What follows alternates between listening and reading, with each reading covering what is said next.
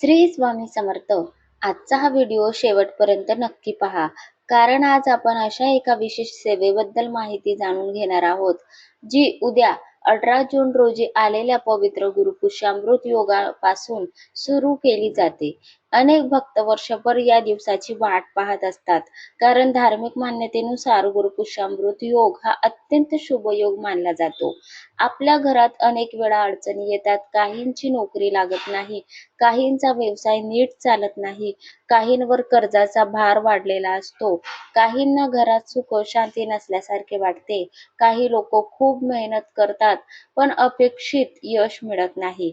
अशा वेळी प्रत्येक जण भगवंताकडे प्रार्थना करतो, आपल्या अडचणी दूर व्हाव्यात अशी मनापासून इच्छा करतो. देवी देवतांना प्रार्थना करताना अशा वेळी भक्तिभावाने केलेली साधना आणि सेवा मनाला आधार देते.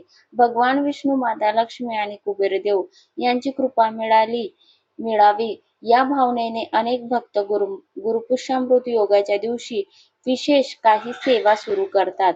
गुरुवार हा दिवस बृहस्पती देवांचा मानला जातो. पुष्य नक्षत्र हे अत्यंत शुभ नक्षत्र मानले जाते.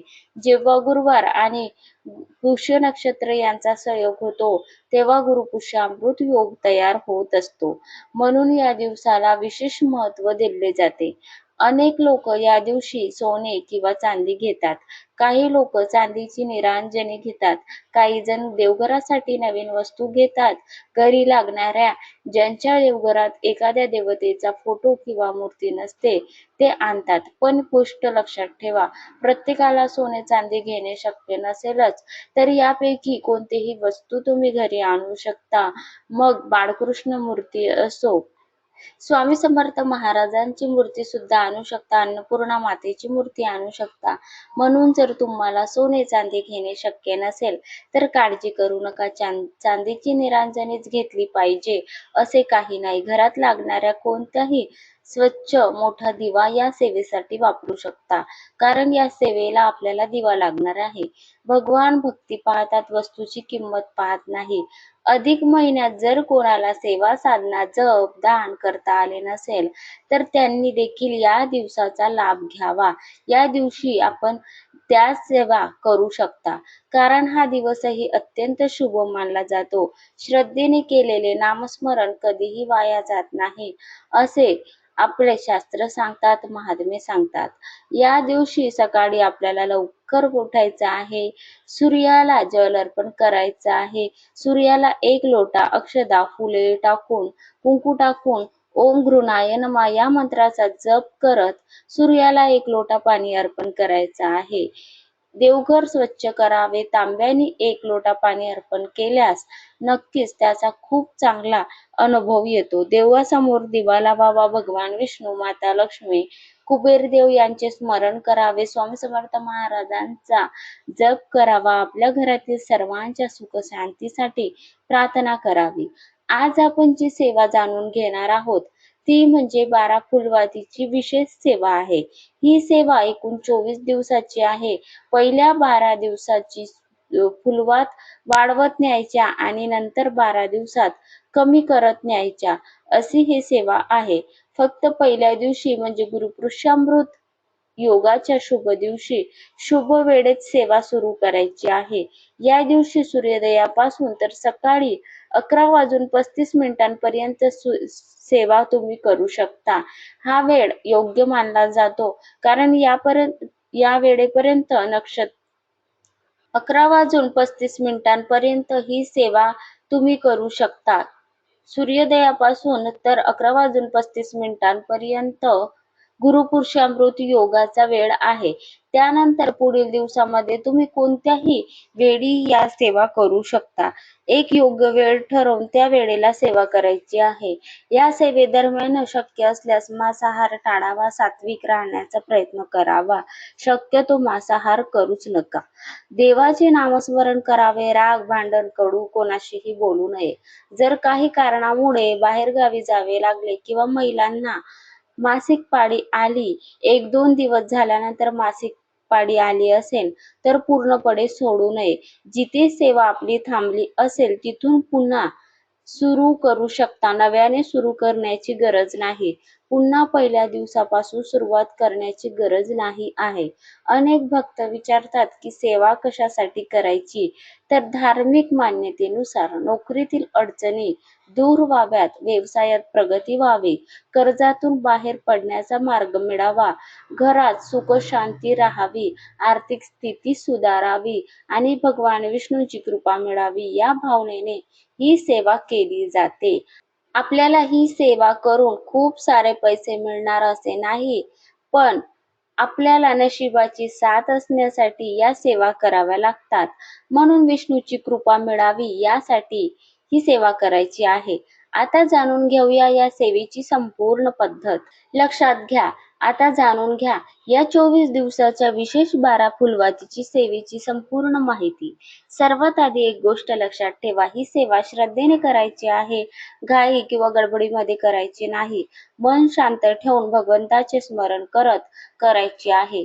सेवा सुरू करण्यापूर्वी भगवान श्री विष्णू, माता महालक्ष्मी, कुबेरदेव आणि श्री स्वामी समर्थ महाराज यांना नमस्कार करावा. स्वामींना सांगावे की माझ्याकडनं ही सेवा करून घ्या. पहिल्या दिवशी गुरुपुरुषामृत योगाच्या शुभ वेळेस सेवा सुरू करायची आहे. वरील सांगितल्याप्रमाणे आपल्याला ही सेवा 11:30च्या आत करायची आहे. या सेवेला शुद्ध गाईचे तूप घ्यायचे आहे. जे तूप मिळतील ते घेऊन घ्यावे. शक्य असल्यास चांदीची निरांजनी वापरायची आहे. या सेवेमध्ये पण चांदीची निरांजनी नसेल तर काळजी करू नका. घरात असलेला कोणताही स्वच्छ पण मोठा दिवा वापरू शकता. पहिल्या दिवशी एक फुलवात लावायची आहे. दिव्यामध्ये तूप घेऊन तुपाचा आपल्याला दिवा प्रज्वलित करून घ्यायचा आहे. दिवा लावल्यानंतर भगवान विष्णूंना नमस्कार करायचा, माता लक्ष्मीचे स्मरण करायचे, कुबेरदेवांना प्रार्थना करायची आहे. त्यानंतर आपल्याला सेवेला सुरुवात करायची आहे. त्यानंतर एक वेळ व्यंकटेश स्तोत्र म्हणायचे आहे, एक वेळ श्री सूक्तम म्हणायचे आहे आणि शक्य असल्यास 16 वेळा श्री सूक्त म्हणू शकता. त्यानंतर 16 वेळा विष्णू गायत्री मंत्र म्हणायचा आहे. विष्णू गायत्री मंत्र म्हणायचा आहे. ओम नारायण विद्ये वासुदेवाय धीमहि तन्नो विष्णू प्रचोदयात. हा मंत्र 16 वेळा म्हणायचा आहे. शक्य असल्यास 24 वेळा किंवा 108 वेळा देखील म्हणू शकता. त्यानंतर लक्ष्मी गायत्री मंत्र 16 वेळा. ओम महालक्ष्मीच विद्ये विष्णू पत्नीचे धीमहि तन्नो लक्ष्मी प्रचोदयात. हा मंत्र 16 वेळा म्हणून झाल्यानंतर कुबेर मंत्र म्हणायचा आहे. त्यानंतर कुबेर मंत्र म्हणायचा आहे. ओम यक्षाय कुबेराय वैश्रवणाय धनधान्यधिपतये धनधान्य समृद्धी मे देही दापय स्वाहा. हा मंत्र 16 वेळा. त्याच्यानंतर नवारण मंत्र ओम रीम क्लीम चामुंडाय विच्चे नमो नमः. हा मंत्र 16 वेळा किंवा शक्य असेल तर 108 वेळा देखील म्हणू शकता. श्री स्वामी समर्थ या मंत्राची एक माळ संपूर्ण जप करून घ्यायची आहे. स्वामींना आपल्याला विसरायचं नाही आहे. लक्षात ठेवा, ही सर्व सेवा होतपर्यंत फुलवात विजायला नको. त्याच्यामध्ये भरपूर तूप घालून ठेवायचे आहे. लक्षात घ्या, पहिला दिवस एक फुलवात लावायची आहे, तर दुसऱ्या दिवशी 2 फुलवात, तिसऱ्या दिवशी 3 फुलवात लावायच्या आहे. 3 फुलवात मिळून लावायचे असतात. चौथा दिवस 4 फुलवाती, 5वा दिवस 5 फुलवाती, 6वा दिवस 6 फुलवाती, 7वा दिवस 7 फुलवाती, 8वा दिवस 8 फुलवाती, तर 9वा दिवस 9 फुलवाती, 10वा दिवस 10 फुलवाती, 11वा दिवस 11 फुलवाती आणि 12व्या दिवशी 12 फुलवाती आणि 13व्या दिवशी परत 12 फुलवाती. आता उतरत्या क्रमाने 14वा दिवस येतो तेव्हा 11 फुलवाती, 15वा दिवस येतो तेव्हा 10 फुलवाती, तर 16वा दिवस 9 फुलवाती आणि 17वा दिवस 8 फुलवाती, 18वा दिवस 7 फुलवाती, 19वा दिवस 6 फुलवाती, 20वा दिवस 5 फुलवाती, तर 21वा दिवस 4 फुलवाती, 22वा दिवस 3 फुलवाती आणि 23वा दिवस 2 फुलवाती आणि परत 24व्या दिवशी 1 फुलवात. अशा प्रकारे सेवा 24 दिवसाची पूर्ण होते. कारण 12 हा अंक पूर्णत्वाचे प्रतीक मानून 12व्या आणि 13व्या दिवशी 12 फुलवाती ठेवतात. त्यानंतर उतरता क्रम सुरू करतात. आपल्याला फक्त फुलवात नाही लावायचे आहे, तर फुलवास सोबत सेवा सुद्धा करायची आहे, लक्षात ठेवा. तर हे सर्व उपाय कशासाठी करायचे आहे? अनेक भक्तांना हा प्रश्न येतात. 12 फुलवातीची सेवा नेमकी कशासाठी करायची? धार्मिक मान्यतेनुसार भगवान विष्णू, माता लक्ष्मी आणि कुबेरदेव यांच्या कृपेची प्रार्थना करण्यासाठी ही सेवा केली जाते. ज्यांच्या जीवनात आर्थिक अडचणी आहेत, ज्यांच्यावर कर्जाचा भार आहे, नोकरी मिळत नाही, व्यवसायात अडथळे येत आहेत, घरात सतत पैशाची कमतरता जाणवते आहे, अशा लोकांनी श्रद्धेने ही सेवा करावी असे सांगितले जाते. ज्यांना चांगली नोकरी हवी आहे, त्यांनी भगवान विष्णूंच्या चरणी प्रार्थना करायची आहे. ज्यांना व्यवसाय मंदावलेला आहे, ज्यांचा ग्राहक येत नाही आहे, कामात अडथळे येत आहेत, त्यांनी माता लक्ष्मी आणि कुबेरदेव यांचे स्मरण करून ही सेवा करावी. ज्यांच्यावर कर्ज आहे, त्यांनी कर्जमुक्तीसाठी प्रार्थना करावी. तसेच योग्य मार्गाने मेहनत सुद्धा आणि प्रयत्न सुरू ठेवावेत. घरात सुखशांती नांदावी, कुटुंबातील वाद कमी व्हावेत, मनाला शांतता मिळावी, मुलांच्या शिक्षणात प्रगती व्हावी आणि घरावर भगवान विष्णूंची कृपा राहावी, या भावनेने देखील ही सेवा केली जाते. घरामध्ये शांती असावी म्हणून ही सेवा केली जाते. ही सेवा कोणत्याही प्रकारची जादू किंवा चमत्कार नाही. श्रद्धा, भक्ती, प्रार्थना आणि सकारात्मक संकल्प यांचा एक सुंदर मार्ग आहे. संकल्प घेऊन तुम्ही ही सेवा सुरू करू शकता. त्यामुळे सेवा करताना मनापासून प्रार्थना करा आणि आपल्या कर्तव्याचे पालन करत राहा. भगवान श्री हरी विष्णू, माता लक्ष्मी आणि कुबेरदेव यांच्याकडे अशी प्रार्थना करा की आमच्या घरातील दारिद्र्य दूर हो, आर्थिक अडचणी कमी होत, नोकरी व्यवसायात प्रगती हो आणि सर्वांच्या जीवनात सुख, शांती, समाधान नांदो. आणखी एक महत्त्वाची गोष्ट म्हणजे ही सेवा फक्त धनप्राप्तीसाठी किंवा पैसा मिळवण्यासाठीच नाही, तर जीवनातील विविध अडचणी दूर व्हाव्यात या भावनेतून देखील केली जाते. अनेक जण श्रद्धेने ही सेवा करतात कारण त्यांना वाटते की भगवान विष्णू, माता लक्ष्मी, कुबेरदेव यांची कृपा मिळाल्यास जीवनातील अडथळे कमी होतात आणि ही सेवा केल्याने अनेक भक्तांना अनुभव आलेला आहे. अनेक सेवेकरी ही सेवा करत असतात. ज्यांच्यात नोकरीत वारंवार अडचणी येत आहेत, प्रमोशनसाठी नोकरी मिळत नाही, मुलाखती यशस्वी होत नाहीत, त्यांनी ही सेवा करतात. चांगल्या रोजगारासाठी प्रार्थना करावी. सेवा करताना मनात एकच विश्वास ठेवावा. विशेष म्हणजे ही सेवा कोणतेही वाईट चित्तून करू नका, तर देवांवर शुद्ध भक्ती, निर्मळ मन प्रिय असते देवांना, तर सर्वांच्या इच्छा पूर्ण होण्यासाठी ही सेवा करतात.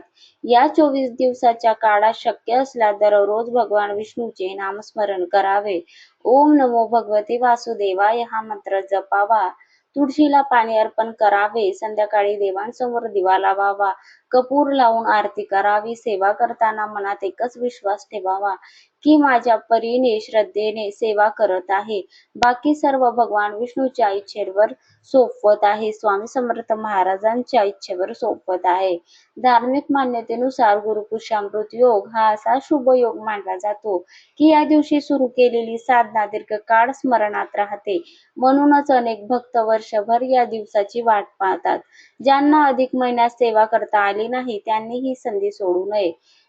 एक दिवा, एक फुलवात आणि मनापासून केलेली प्रार्थना देखील भगवंतापर्यंत पोहोचते असे सांगल्या जाते. म्हणून श्रद्धा ठेवा, भक्ती ठेवा आणि भगवान श्री हरी विष्णू, माता लक्ष्मी आणि कुबेरदेव यांचे स्मरण करत राहा. 24 दिवसाची 12 फुलवातीची सेवा अवश्य करा. भगवान श्री हरी आपल्या सर्वांच्या मनोकामना पूर्ण करो. घरात सुख, शांती, समाधान, समृद्धी नांदो. कारण माता लक्ष्मीला तुपाचा दिवा लावल्याने ती नक्कीच प्रसन्न होतात. आणि जेव्हा आपण 12 फुलवातीची सेवा करत असतो, तेव्हा आपल्या घरामध्ये किती सकारात्मक ऊर्जा येत असतात हे लक्षात ठेवून ही सेवा करायला सुरुवात करा. जेव्हा आपण प्रत्येक वात लावत असतो, तेव्हा त्या वातीमध्ये माता लक्ष्मी आणि श्री हरी विष्णू यांनी नक्कीच ती सेवा बघायला येतात, नक्कीच दर्शन देतात. जय श्री हरी विष्णू, जय माता लक्ष्मी नारायण, जय कुबेरदेव, जय जय रघुवीर, श्री स्वामी समर्थ. ही माहिती आवडल्यास नक्कीच एक लाईक करा आणि काही प्रश्न असतील तर तुम्ही ते कमेंट करून विचारू शकता. ही सेवा उद्यापासूनच करायची आहे, तर ज्यांना शक्य असेल त्यांनी ही सेवा करण्याचा प्रयत्न करावा. श्री स्वामी समर्थ. जय जय स्वामी समर्थ. तेव्हा या सर्व सेवेमध्ये सर्व फुलवाती एकत्र लावायच्या आहेत. वेगवेगळे दिवे लावायचे नाहीत. पहिल्या दिवशी एक फुलवात, दुसऱ्या दिवशी 2 फुलवाती एकत्र मिळून लावायच्या आहेत. तिसऱ्या दिवशी 3 फुलवाती एकत्र. अशा प्रकारे 12व्या दिवशी 12 फुलवाती एकाच दिव्यात एकत्र मिळून लावायच्या आहेत. वेगवेगळ्या लावायची गरज नाही. 13व्या दिवशी पुन्हा 12 फुलवाती एकत्र लावायच्या आणि त्यानंतर 11, 10, 9, 8, 7 अशा उतरत्या क्रमाने फुलवाती कमी करत न्यायच्या.